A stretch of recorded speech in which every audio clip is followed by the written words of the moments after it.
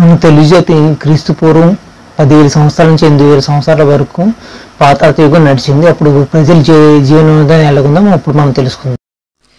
నాగులు, ఆంధ్రులు, ద్రవిడులు, తెలుగులు, యక్షులు, శబరులు వంటి ఇతర వనవాస జాతుల కాలక్రమంలో వివిధ సంబంధాల ద్వారా ప్రధానంగా భాషాపరంగా కలిసినందువల్ల ఆంధ్ర లేదా తెలుగు జాతి రూపుదిద్దుకుంది.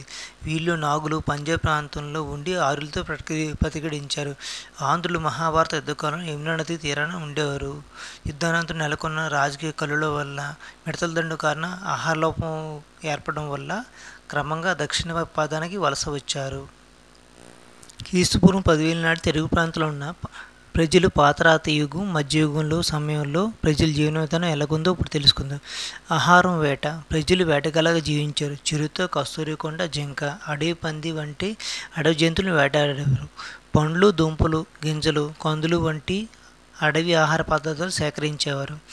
ఆవాసం పెద్ద గుడిసెలు లేవు. గుహలు పెద్ద రాళ్ళ కింద లేదా చెట్ల నీళ్ల కింద తాతలుగా ఉండేవారు. రాయిలను కప్పుకునేవారు. వాడుకునే షెల్టర్ తయారు చేసుకునే అవకాశం ఉండేవి. పరికరాలు. రాతి పరికరాలు ముఖ్యంగా ఉపయోగించారు.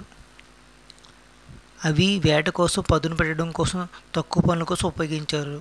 కొన్ని చోట్ల గుహల గోడలపై చిత్రలేఖలు కనిపించేవి.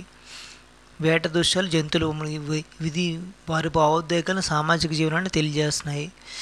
కృష్ణా గోదావరి నది తీర ప్రాంతాల్లో, తెలంగాణలో ఆదిలాబాద్, నల్గొండ, ఖమ్మం జిల్లాల్లో కొండ ప్రాంతాలు ఇవి లభించాయి. ఈ పాతరాతి యుగ జీవన విధానం మానవ జీవన ప్రగతిలో ఒక మైలురాయిగా చెప్పుకోవచ్చు.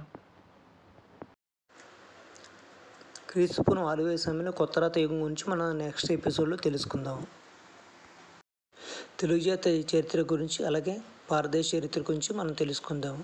నచ్చితే లైక్ చేయండి, కామెంట్ చేయండి, షేర్ చేయండి, సబ్స్క్రైబ్ చేయండి.